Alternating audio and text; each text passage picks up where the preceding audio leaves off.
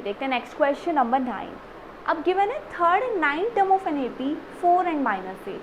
Third term हमें पता है, नाइन्थ टर्म पता है, क्या 4 है और -8 है रिस्पेक्टिवली।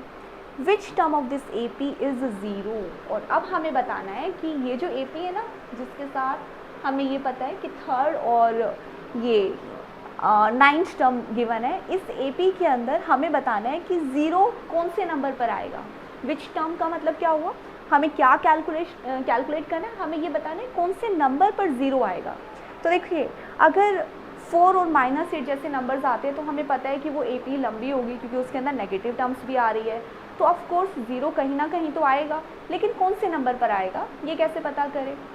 एक काम करते हैं, जो हमारे पास इन्फॉर्मेशन गिवन है ना, इस इन्फॉर्मेशन से हम कैलकुलेट करते हैं ए और डी और फिर देखते हैं हमें क्या करना है। क्या क्या गिवन है हमारे पास, आपके पास गिवन है थर्ड टर्म जिसे आप कहते हैं A3 और नाइन्थ टर्म जिसे आप कहते हैं A9। अब आपको पता है A3 और A9 को हम लिखेंगे क्या, हम इसे कहेंगे ये है फर्स्ट टर्म के अंदर 11 टाइम डिफरेंस और ये है sorry not 11 where I am coming from A plus 8 times of difference. तो A के अंदर 2 टाइम्स D ऐड होगा, यहाँ पर A के अंदर 8 टाइम्स D ऐड होगा। 2 टाइम्स D, तो ये वाली टर्म है हमारे पास 4 और ये टर्म है हमारे पास -8। चलिए अब ये जो दो हमारे पास इक्वेशंस आई, इनसे हम कैलकुलेट कर लेते हैं। लास्ट जो हमने 2 क्वेश्चंस किए ना, सेम उसी तरह से हम यहाँ पर भी कैलकुलेट कर लेंगे A की वैल्यू एंड D की वैल्यू। क्या मेथड यूज़ कर रहे हैं हम, pair of linear equations in one variable chapter का जो हमने पार्ट किया था ना, कौन सा वाला, एलिमिनेशन मेथड का, वो हम यहाँ पर यूज़ करने वाले हैं। तो A की भी वैल्यू आ जाएगी, D की भी वैल्यू आ जाएगी। 1 में से 2 को सब्ट्रैक्ट कर दिया तो क्या होगा, A तो देखिए सीधा कट जाएगा, यहाँ पर बचेगा माइनस का 6D और यहाँ बचा माइनस का 2। तो D की वैल्यू कितनी आई, -2 बाय -6 1/3 है ना। D की वैल्यू आ गई है 1/3। चलिए अब कैलकुलेट कर लेते हैं। अच्छा मैंने साइन ही चेंज किया, सी आई एम सो सॉरी। तो ये हो जाएगा आपका प्लस का 12 राइट। हाँ तो यहाँ पर थोड़ी सी कैलकुलेशन मिस्टेक है, 12 बाय -6 जब इसको डिवाइड करेगा तो मेरे पास माइनस का 2 आएगा।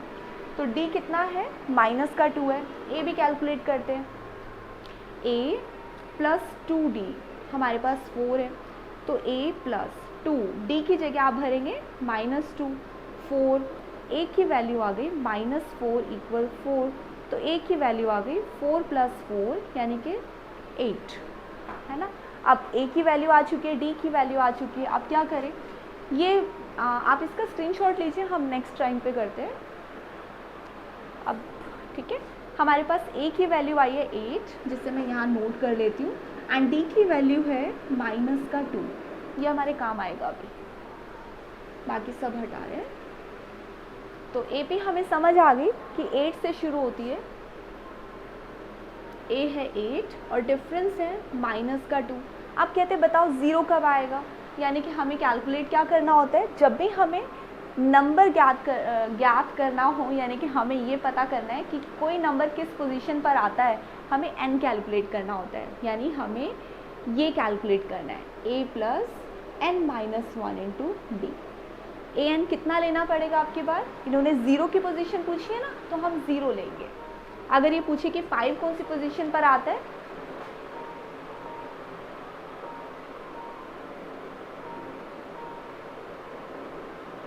सॉरी, अगर ये पूछे कि 5 कौन सी पोजीशन पर आता है तो हमें सेम उसी तरह से ये भी कैलकुलेट करना पड़ेगा, an की जगह 5 रख के। चलिए A की जगह आपने भरा 8 प्लस n की जगह n -1, D की जगह आपने भर दिया -2 0 8 प्लस नहीं -2 n को मल्टीप्लाई करेगा -2n और ये +2।